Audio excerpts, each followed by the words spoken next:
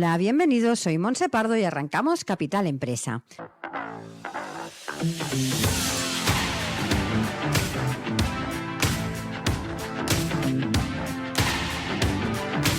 Cada día de lunes a viernes os estaremos acompañando para hablar como siempre de empresas, de emprendedores y de comercio. Sigue con nosotros la actualidad que rodea al sector empresarial de la mano de nuestros colaboradores e invitados. Economía, inversiones, nuevos proyectos, comercio, formación, nuevas tecnologías. Como siempre, Capital Empresa, dando voz a tus necesidades.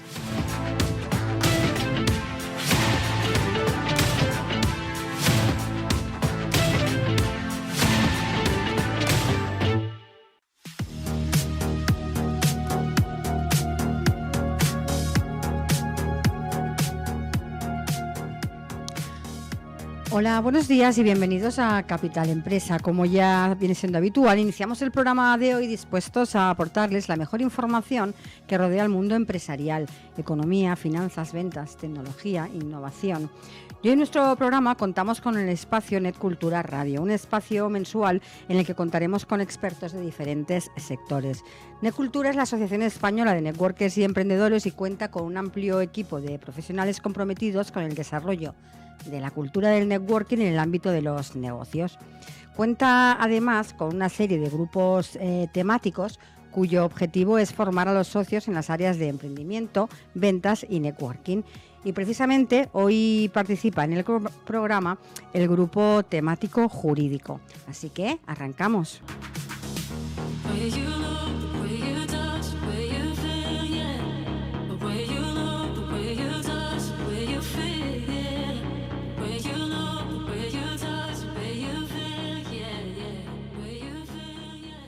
Estás escuchando Capital Empresa.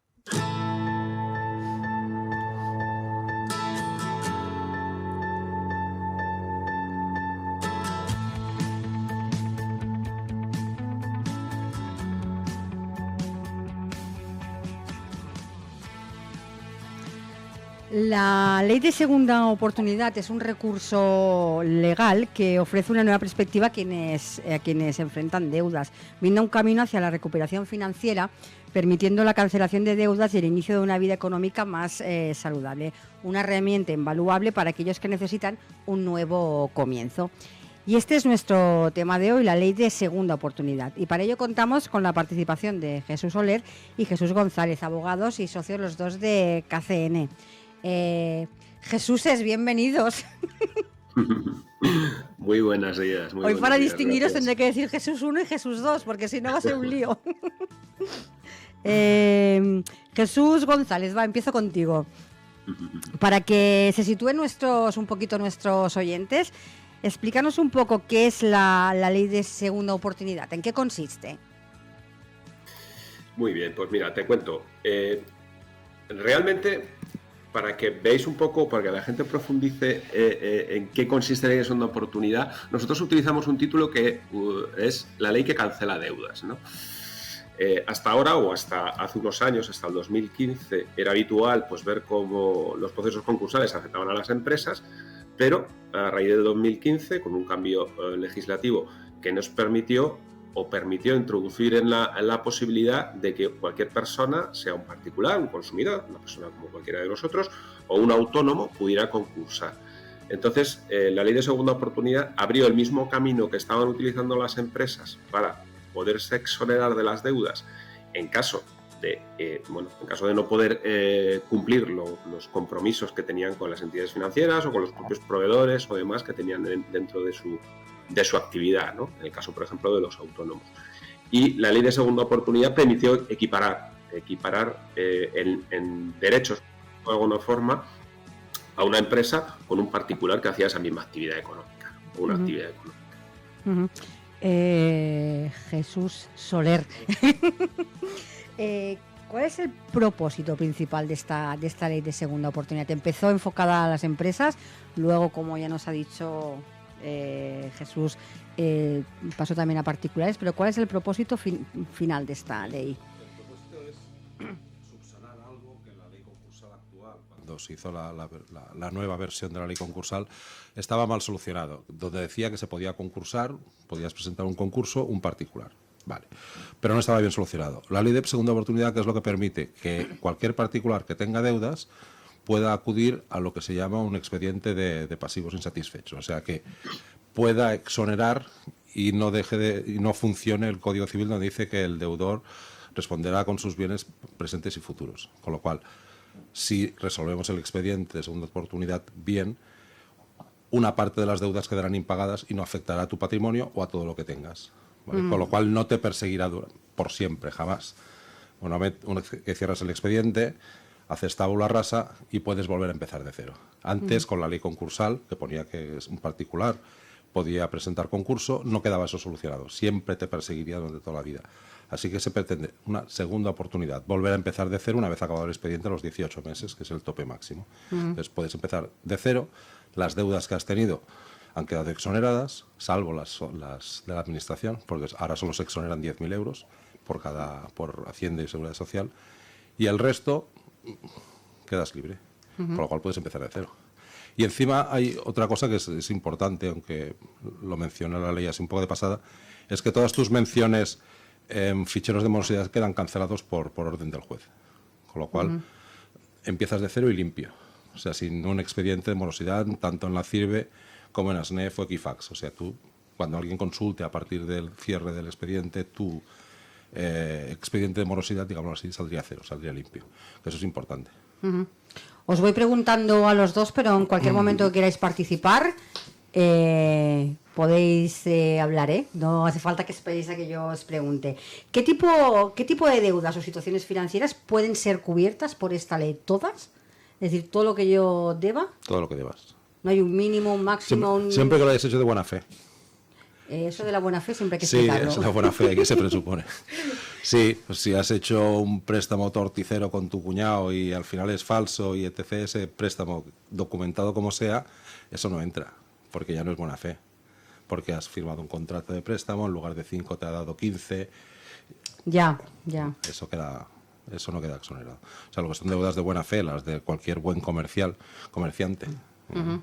Con financieros, particulares, tu cuñado si lo has hecho bien, cualquier deuda. Y administraciones públicas. Ya hablemos de los requisitos, Jesús González. ¿Qué requisitos habría que cumplir para que alguien pudiera acogerse a esta ley? Pues además de como comentaba Jesús, la buena fe, porque siempre es clave, ¿no? Y siempre se presupone y se tiene que demostrar, ¿no? El máximo de deudas exonerables que dice la ley son 5 millones de euros, que bueno, pues es una cifra para la segunda oportunidad como bastante exagerada, ¿no? Porque es raro que un particular o un autónomo pueda llegar a esos niveles. Supongo que se debe heredar de cuando era para empresas, ¿no? Que se quedó la misma. Claro. Los 5 millones, bueno, digamos, es un tope un poco bastante alto como para cubrir cualquier posibilidades, ¿no? Tienes que tener un mínimo de 2 deudas, o sea, es decir, eso siempre, o sea, realmente concursar con una única deuda, por ejemplo, no está a priori permitido en la ley, no está permitido a priori en la ley y siempre debes de concursar mínimo con 2 deudas o 2 acreedores diferentes, ¿no?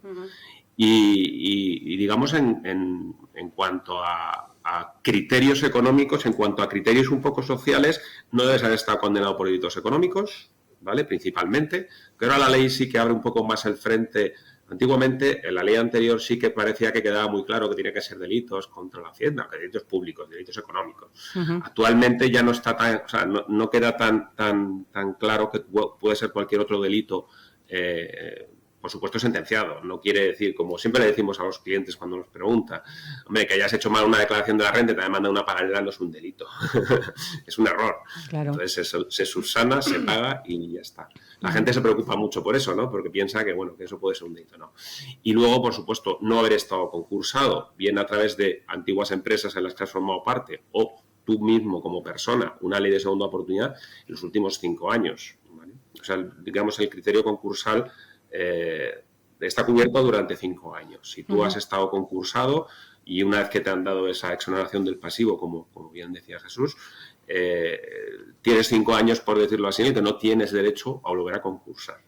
Entonces, bueno, a grandes rasgos, un poco esos serían un poco los parámetros para tener esa referencia, ¿no? Para que los clientes tengan la referencia. Mm. Antes de seguir hablando en concreto de esta ley, me da la sensación, y visto desde fuera, porque yo no soy ninguna experta, que esta ley, al menos hasta el día de hoy, que empezamos a oír más acerca de ella, aquí había sido un poco la gran desconocida. No se cogía mucha gente a esta ley de segunda oportunidad. No sé si por desconocimiento o por qué. Porque los mecanismos de la primera versión de la ley de segunda oportunidad eran un poco complejos. Eso de ir a acudir a una mediación, que haya un mediador, intentar un acuerdo primero antes de poder acudir al juez, lo hacían un poco complejo y caro. Porque claro, tenías que acudir a un mediador, a un notario, elevar acta, etc. Ahora con la última reforma del 2020 se ha simplificado. Ahora te vas directo al juzgado de la mercantil, presentas el expediente y es muchísimo más fácil. Sí que tienes que pagar al interventor, pero bueno, es un mal menor. Antes había un procedimiento que tenías que intentar un acuerdo con los acreedores, luego cerrar el expediente, volver a abrir el expediente judicial. Lo hacía complejo. Se hacía, porque hay muchos. Y de hecho ahora cada año hay un 30%, 40% menos.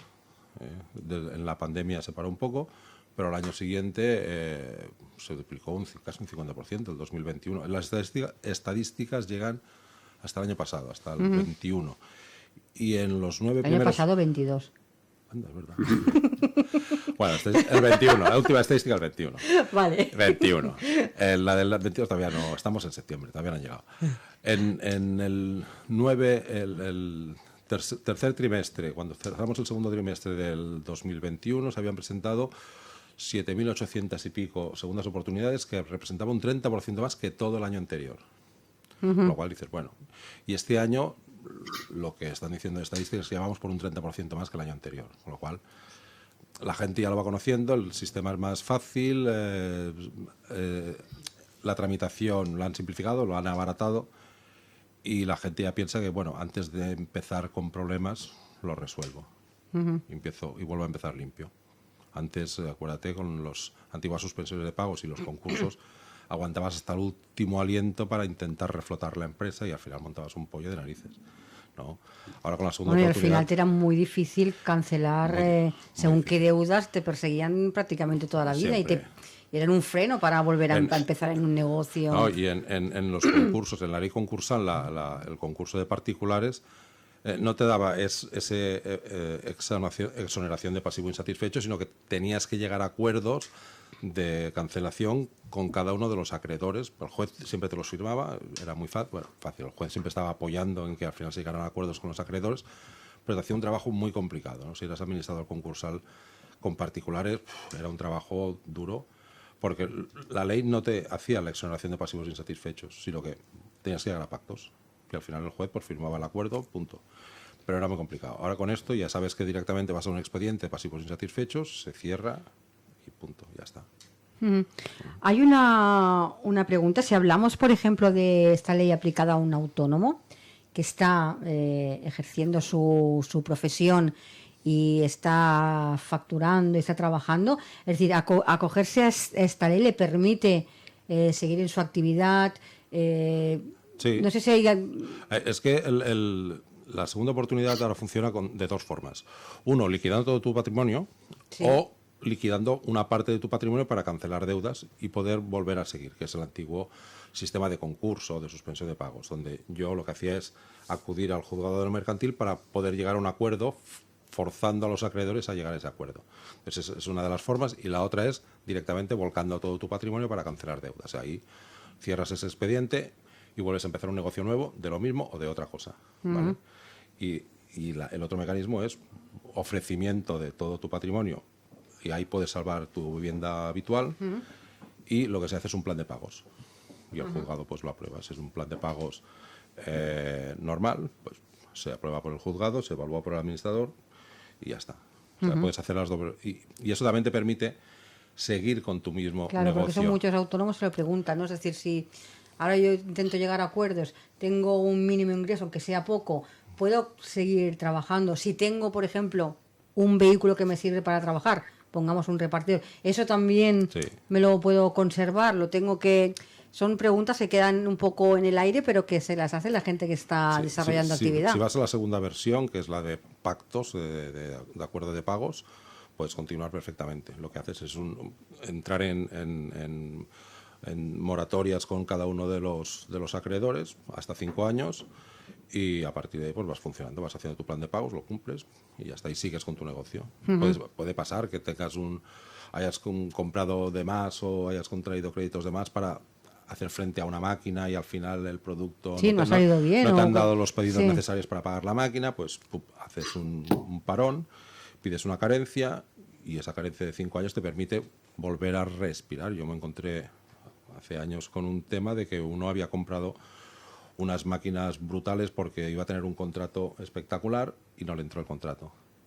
Entonces fuimos al concurso y se hizo el plan de pagos y al final se pudo solucionar. Lo que tenías que pagar en 5 o en 1, lo pagas en 5 y ya está. Es lo mismo con un autónomo que haya contraído deudas, que al final se dé cuenta que no las va a poder pagar por lo que sea, porque no le han entrado los clientes o le ha fallado un pedido para el cual había hecho una provisión especial, pues se hace esa carencia, se hace un plan de pagos y se sigue.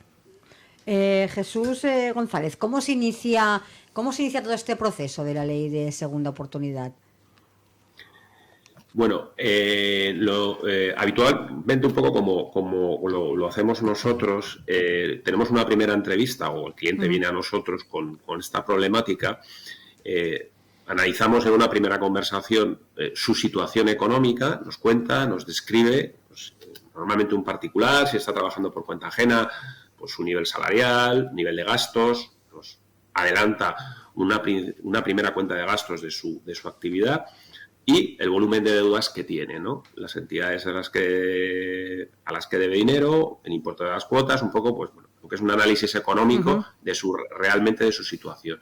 En función de ese análisis, nosotros ya le planteamos, bueno, la factibilidad o la posibilidad, ¿no? Pues lo que hablábamos antes, ¿no? Una vez que escuchamos el origen de los préstamos, de dónde vienen, a qué han sido dedicados un poco, pues también le puedes orientar, ¿no? Meterle en un proceso que sea beneficioso para él. Y a partir de ahí lanzamos una propuesta de honorarios y de trabajo durante un tiempo, como bien decía Jesús, un proceso que con la nueva ley se ha aligerado, por llamémosle así, ¿no? Ahora es un proceso que más o menos tiene unos plazos un poco más razonables, ¿no? No como antes. Entonces, planteamos esas posibilidades de honorarios y de servicios durante esos más o menos meses, ¿no? Que nos lleva juntar la documentación, ¿vale? El cliente lo acepta y empezamos con un proceso con el apoyo al cliente y un trabajo también suyo, ¿no? De reunir todo este tipo de documentación, que al final, como podéis imaginar, es una documentación muy administrativa, ¿no? Hay que demostrar, ¿no? Hay que demostrar a qué te dedicas, qué ganas, qué gastos tienes, en qué te lo estás gastando, para poder plantear ante un juez pues una situación económica concreta, ¿no? Con pruebas, con detalles. Entonces, y luego, pues bueno, todo lo que es la parte deuda, pues lo mismo, qué deuda tienes en cada momento, reconocida por las entidades, por los organismos, y es público también, y con todo eso generamos ya el expediente, con la memoria económica y jurídica en la que respaldamos el proceso y ya nos presentamos en el juzgado. Y a partir de ahí ya entramos en los plazos de los juzgados y de los tiempos. Yo ahí sí quería informar una cosa también que ha sido beneficioso de la nueva ley, es que con la ley anterior los procesos de particulares, no los autónomos, los particulares, pasaban por la jurisdicción de primera instancia, ¿no? Los juzgados de primera instancia, por la civil. Entonces nos encontrábamos con que cualquier juzgado de primera instancia podía aceptar cualquier proceso nuestro, ¿no? ¿Y qué ocurría? Pues que no hay una especialización, no había un conocimiento sobre esta ley, sobre cómo se desarrollaban Entonces, esto se ralentizaba más. Actualmente ya con la nueva ley, todo este proceso pasa a un juzgado mercantil. Entonces, eso nos facilita, porque los juzgados mercantiles están especializados en esta actividad. Lo han hecho para empresas toda la vida, para autónomos y ahora también para particulares. Entonces, los juzgados mercantiles tienen más ligereza en cuanto a la gestión de este tipo. Depende de la carga que tenga en cada momento, o las huelgas que haya o que se manifiesten. Pero si no, pues bueno, son procesos que no deberían de durar más de unos pocos meses, ¿no? Dependiendo un poco como bien decía Jesús antes, pues depende que sea un concurso sin masa, un concurso con plan de pagos en el que haya que haber una negociación o un planteamiento hacia los acreedores o uno de liquidación en el que implique. Dependiendo un poco que sea de una forma o de otra, pues puede extenderse más o menos en el tiempo. Y a partir de ahí, pues bueno, también esperar, ¿no? Es decir, que los juzgados vayan juntando toda esta documentación y vayan tomando decisiones. Comunicación a acreedores y después, pues toma de decisiones, ¿no? De autos definitivos, si los procesos son claros, o pues, subastas, si hay bienes o elementos que tengan que ser materializables para pagar deudas.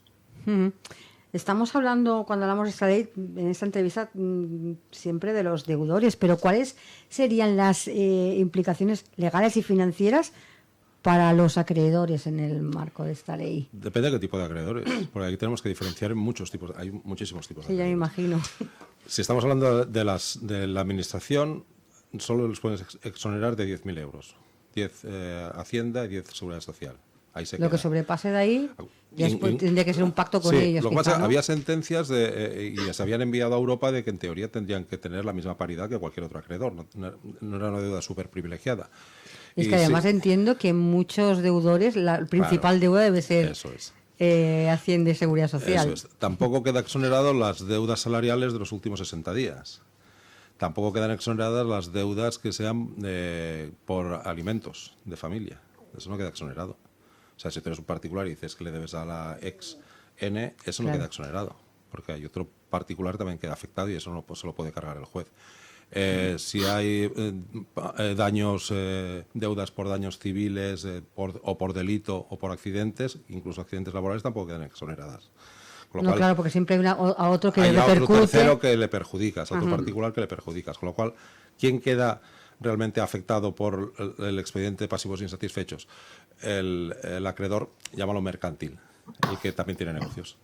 Entonces, el que te ha Vale. prestado, el banco, la financiera, los proveedores, todos estos quedan afectados. Se hace un plan de pagos hasta donde llegue tu patrimonio, se les paga y el resto se queda liberado. Se aguantan. Es una fastidia, pero se aguantan. ¿vale? Eso del plan de pagos quiero aclararlo bien para que los oyentes lo tengan claro. Porque si yo tengo una deuda que asciende, me lo invento, a 40.000 euros, y resulta que yo con lo que gano mensualmente cubro justo mi vivienda y mi comida, ¿qué pasa con toda la deuda? ¿Los bancos, los proveedores aceptan no cobrar prácticamente nada? No, lo que pasa es que tienes que liquidar todo tu patrimonio. Bueno, una vez liquidado todo el patrimonio. Sí, no tienes nada más que tú lo que vas a ganar de tu sueldo porque empiezas a trabajar en un trabajo nuevo, pues queda exonerado. Entiendo que toda esta dinámica, ¿hay algún, no sé qué figura es, hay alguien del juzgado que va? Hay un administrador concursal que lo Es revisa. lo que quería Claro, está preguntar. el juez y hay un administrador que lo vigila. Claro, y siempre tienen que tener cubiertos mis necesidades de vida, digamos, y a partir de aquí, Se manda un plan de pagos. Con todo lo que tú tengas, pues se liquida los coches, las viviendas, los apartamentos, las casas, lo que sea. Puedes acudir a esto de hacerlo parcial y excluir tu vivienda habitual, o puedes hacer una liquidación total y lo que quede. Se subasta, se vende, se liquida el negocio, se liquidan las naves, las máquinas, los coches, todo, y con lo que dé se monta el plan de pagos. Y hasta aquí ha llegado.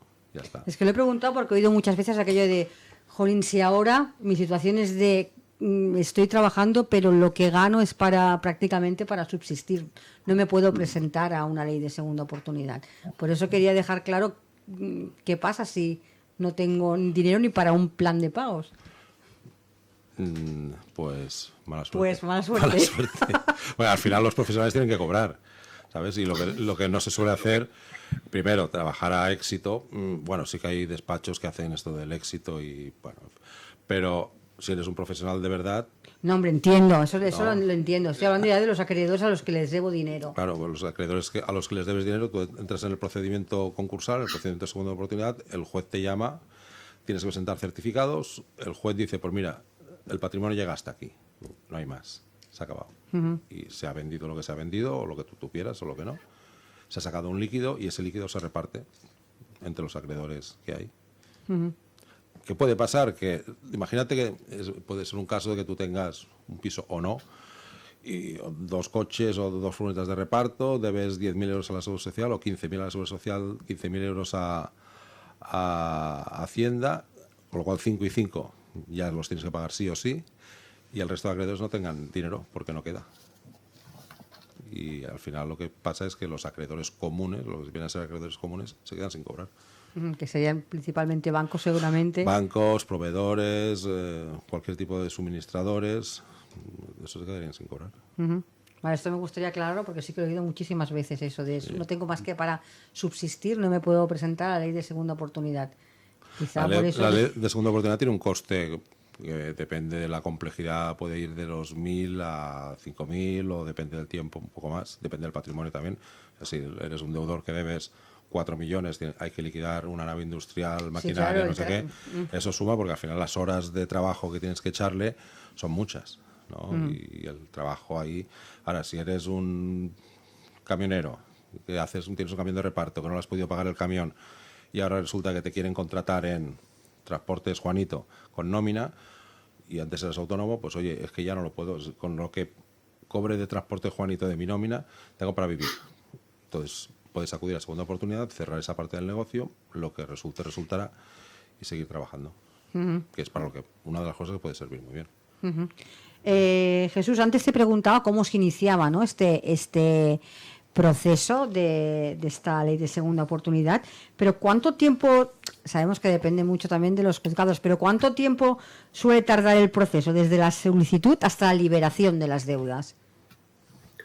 Pues te adelantaba un poco antes que depende de la complejidad del nivel de activos, por decirlo así, por ejemplo, que hubiera que haber. Cuando es un concurso sin masa,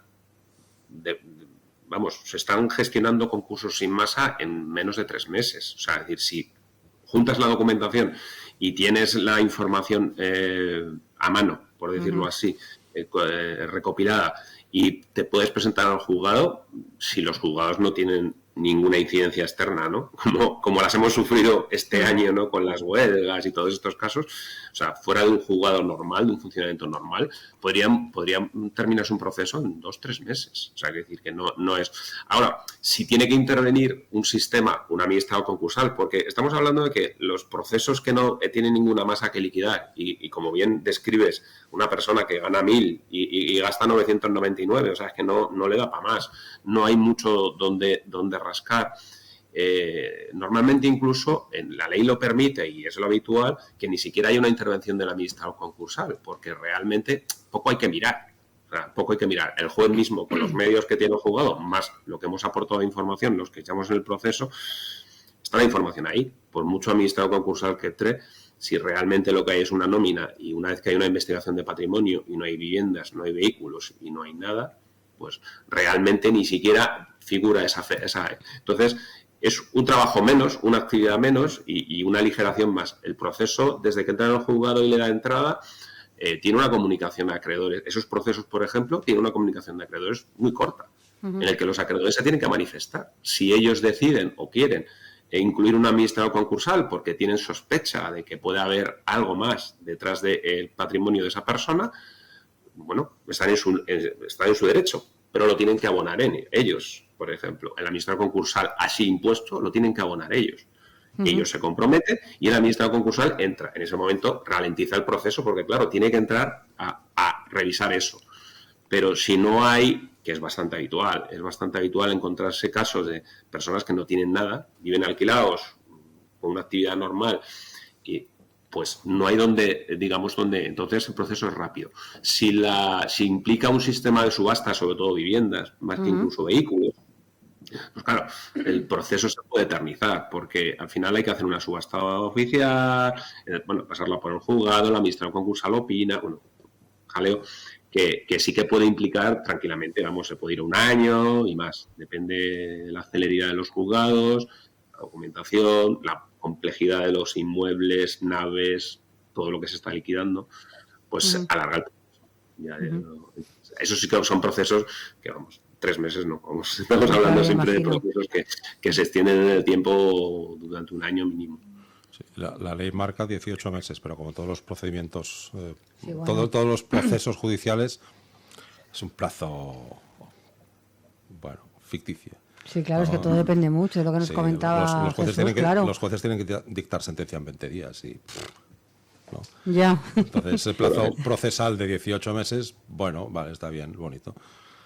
Pero Ya. es lo que ha dicho el compañero, que en función de si tienes las subastas, se han podido celebrar, no se han podido celebrar, muchas cosas. Claro, hay muchas cosas externas que intervienen, ¿no? En todo. Ujú. Eso es un procedimiento, son plazos procesales, y esos plazos procesales, bueno, sí, también. Que sí, que tendrían que hacerse en 18 meses. Pues seguramente, si todo fuera una cosa detrás de la otra, pero casi nunca pasa una cosa detrás de la otra. Claro. En un procedimiento judicial, el que todo funcione sobre ruedas y con un mecanismo perfecto es pura ficción. No sé si lo habéis comentado antes, no lo recuerdo ahora. Cuando se hace toda esta liquidación de bienes, ¿puedo conservar mi vivienda habitual o también tengo que...? Hay dos opciones, la liquidación completa y la conservación del patrimonio, la conservación de la vivienda habitual. Igual que el juez puede dictarte alimentos, que quiere decir que te preservas una parte del salario, una parte de tu pensión, una parte de la vivienda. El juez es el que lo decidirá. Pero puedes acudir a la parte de plan de pagos, donde ahí preservas siempre una parte del patrimonio, que es la vivienda habitual. Uh-huh. O puedes decir, yo lo cedo todo, ya me iré de alquiler con lo que el juez me diga que me tengo que vivir. Vale, eso es importante también decirlo, porque también Sí. hay mucha gente preocupada por eso de... Y el piso de Pedralbes lo salvaremos. Bueno, no todo el mundo tiene el piso de Pedralbes, ¿eh? Bueno. También lo explicabas tú antes un poco, ¿no? Pero ¿qué sucede después de que una persona haya obtenido la liberación de sus deudas bajo la segunda oportunidad? Ya puedo empezar absolutamente desde cero, es decir, puedo empezar un negocio, puedo tener una cuenta normal, Sí. lo digo así, en un banco, porque sabemos que todo el mundo cuando hay deudas tenemos problemas. El auto del juez levanta todos los embargos, levanta todo lo que no esté en el embargo. Si hay un embargo de deudas de alimentos, pues eso te lo comes. Pero el juez libera todo lo que son deudas normales, con lo cual puedes empezar de cero. Uh-huh. Y puedes volver a pedir financiación, no sales en los ficheros de morosos. Otra cosa es que los bancos te la den. Sí, claro, esto ya... Pero bueno... Tu expediente lo tienen. Exacto. Eso es... No salen los registros públicos, pero sí que sale que has pedido una segunda oportunidad y la has obtenido. Uh-huh. Con lo cual, a la hora de encontrar financiación bancaria, pues bueno, es más complejo, claro, lógico. Porque los bancos tienen memoria.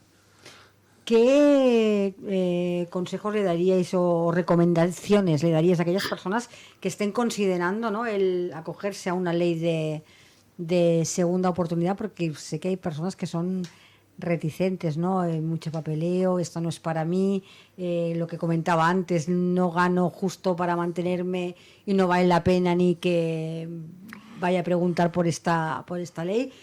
¿Cuáles serían las recomendaciones? Yo siempre digo lo mismo, ¿eh? El optimismo mata. El optimismo en un negocio mata. No, esto lo levantaré porque.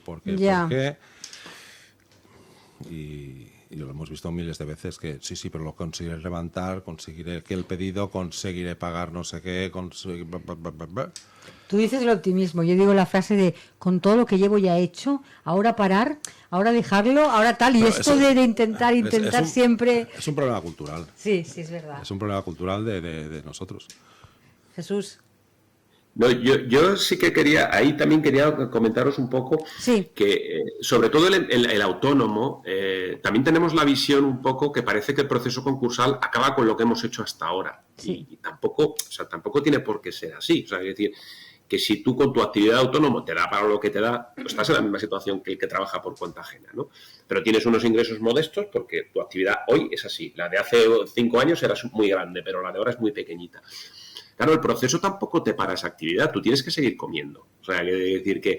Entonces, yo lo que diría al cliente, al potencial cliente que tiene ese nivel de deudas es que, sobre todo, que la ley le permite o tiene un derecho de empezar de nuevo, pero de empezar de nuevo no significa quito la actividad y la hago otra nueva. No necesariamente. Tú estás haciendo una actividad que te da lo que te da. Tú es seguir manteniendo esa actividad y no tener esas deudas de por vida o pasárselas a tus hijos, porque es que si no haces nada, sobre todo cuando estamos hablando, en muchos de los casos estamos hablando siempre de gente que ha montado una actividad o un negocio y no le ha ido bien. Entonces, hoy tiene otra, mucho más modesta, mucho más aquilatada, pero claro, las deudas las tiene del anterior. Entonces, no es... O sea, ¿por qué tienes que estar llevándote esa mochila? para que tus hijos, nietos tengan todo, porque claro, las deudas, bueno, si en el fondo se pueden romper con por supuesto, con una herencia, pero ¿por qué tienes que aguantar ese tipo de...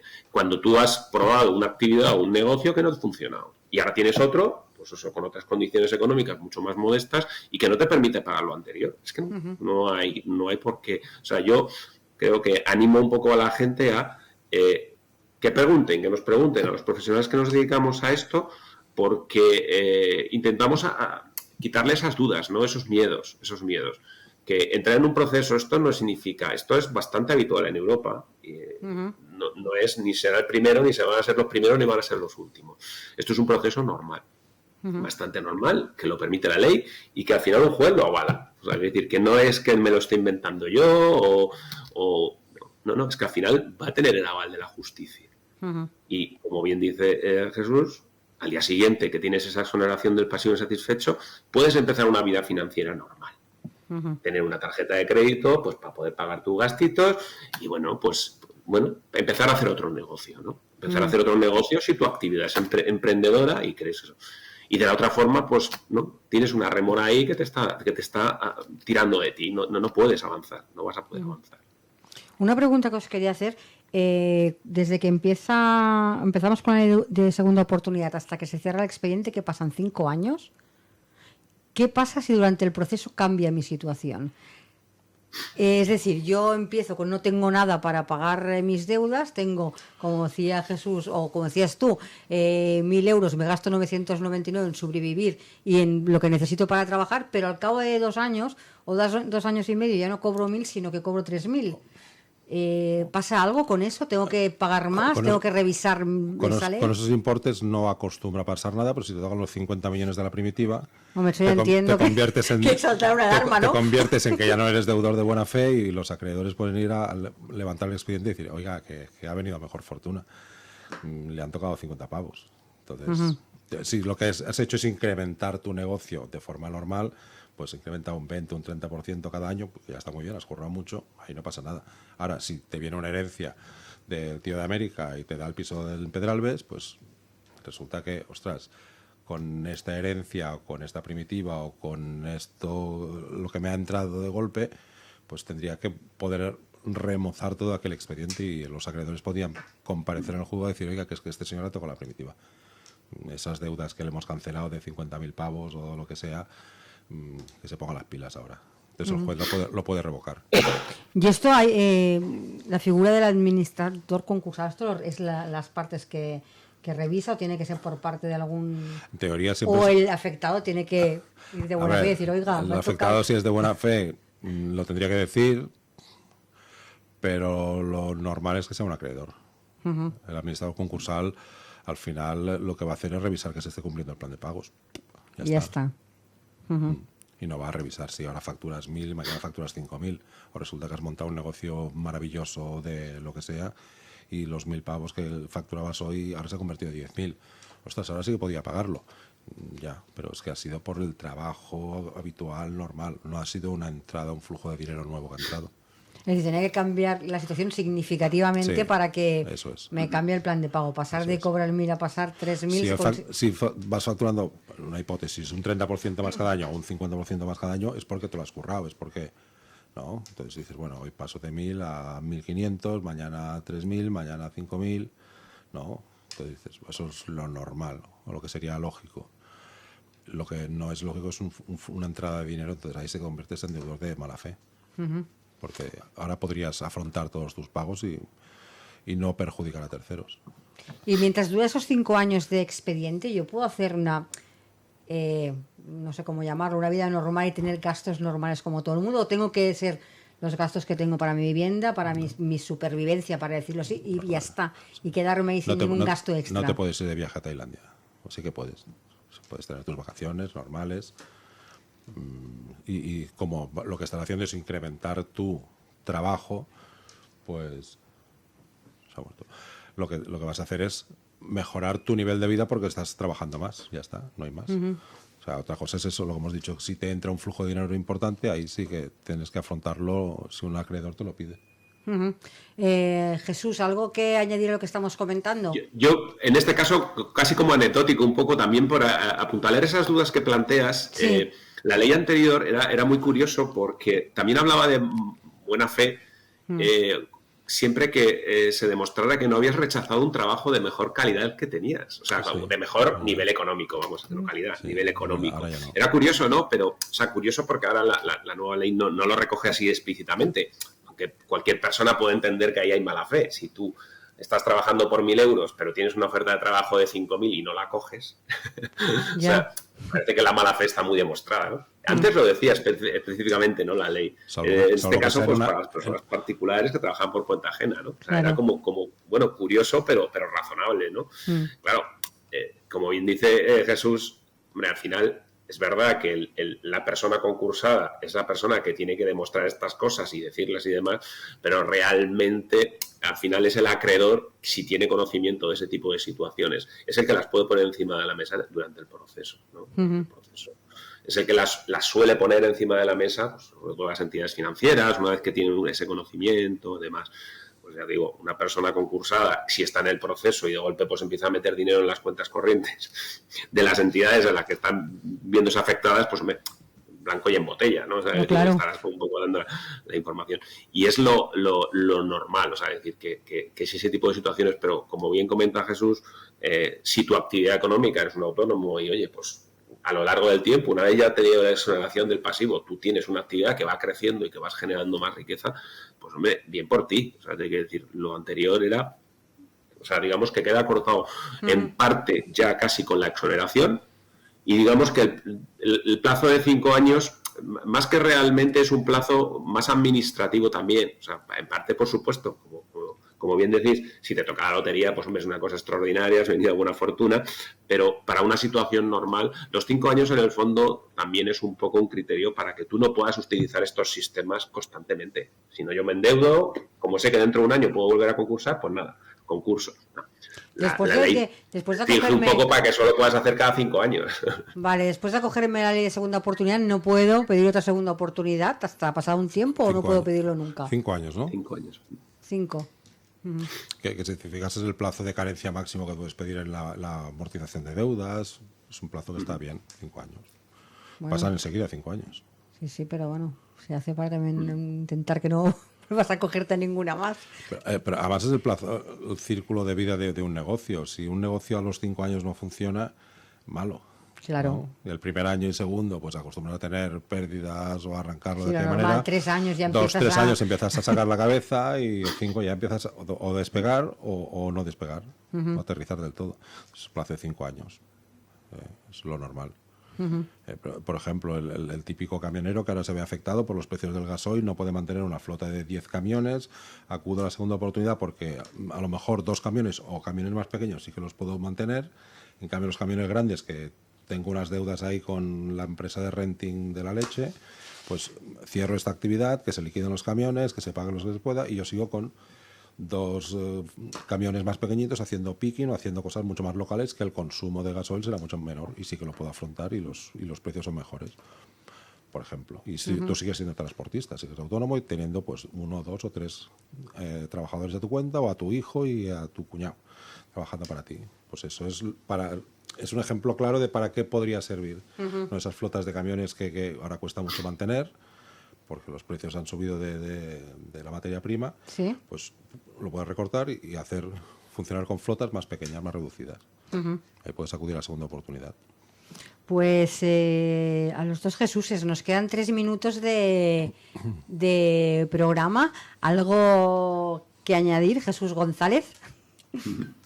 No, yo quizá un poco, pues, a colación un poco de la última pregunta, de las dudas que les puede plantear Sí. a la gente que está en situación, pues eso, un exceso de deudas, que se ha financiado a base de tarjetas, préstamos, o que ha venido de actividades fallidas, pues digamos un poco animarles a que se lo replanteen, o sea, es decir, que no cuesta nada que hagan sus números, que presenten un poco y que consulten, que nos consulten a los profesionales que nos dedicamos a esto, porque nunca sabes pues que hay soluciones, ¿no? O por lo menos la gente desconoce que este tipo de soluciones pueden ser factibles y que no es todo leyes para ricos y que aquí o debes mucho dinero, si no, no funciona. Segunda oportunidad, estamos manejando desde 25 o 30.000 euros mucha gente, y luego pues hasta procesos de millones en los casos de gente que viene de actividad empresarial. Entonces, son para todos. Los procesos de ley de segunda oportunidad son para cualquier persona que esté endeudada y no pueda cubrir las cuotas de los préstamos y por mucha actividad o por mucho bien que le vaya. O sea, que para eso animar un poco a la gente que no se conforme y que nos pregunte a los que nos dedicamos a esto, porque seguro que le podemos ayudar. Y eso siempre lo digo, antes que preguntar siempre, porque a veces ponemos ya las dudas y las negaciones antes de saber si podemos acudir o no a esta ley. ¿Algo que añadir, Jesús? Y a ser posible, consulte a profesionales. Sí, claro, no se lo consulte al cuñado. No, pero a la vez del cuñado tienes unas cuantas páginas. Con todo mi cariño a los cuñados. Unas cuantas páginas de internet, de ley de segunda oportunidad, bla, bla, bla, bla, que al final dices, bueno, ¿y detrás quién hay? No, siempre es importante. Porque eso es importante. En estas épocas donde puede haber pleitos en masa y montones de gente que se apunta al carro sin tener una profesionalidad detrás, un bagaje detrás, una experiencia, y dices, bueno, pero ¿cuántos has hecho? ¿O ¿cuánto llevas en este tema? Claro, es importante informarse también. Has montado una web maravillosa y bueno, y empiezas a hacer marketing, funnels y todas estas cosas. Eso lo vemos en muchos negocios, ¿eh? Y entonces dices, y la gente al final pica, que no se fíen de internet, que acudan al profesional, que le miran a la cara y que se sienten con él. Eso es muy importante, sentarse con el profesional. Recordar también una cosa, la gente que le quede dudas, y ya que este programa lo hacemos en colaboración con Net Cultura, el día 9 de octubre se va a hacer un taller acerca de la ley de segunda oportunidad, que además pueden asistir a este taller para hacer las consultas que consideren oportunas cualquier persona. Es un taller gratuito que pueden encontrar la información en la página, es así, ¿verdad, Jesús González? En la página de KCN, si nos llaman a nosotros os damos el contacto de cómo entrar, pero ahí también podrán resolver dudas que le hayan podido quedar pendientes en este programa. Correcto. Y bueno, nada más, ahora sí que estamos en tiempo. Jesús González, te agradezco muchísimo la participación, Jesús. A ti también, que hayas pasado por aquí por el estudio. Para cambiar de tema, pues siempre me pones a hablar de temas digitales, no sé. Siempre, bueno, pues hoy hemos cambiado, ¿has visto? Pues muchísimas gracias a los dos. Nada. Gracias a ti, Monse, y a ti, Jesús, también por estar ahí, y gracias por invitarme. Pues un saludo, Jesús, adiós. Muy bien, gracias.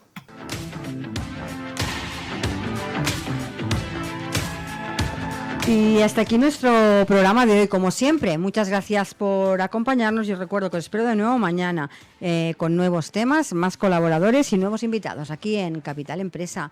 Hasta mañana y feliz día.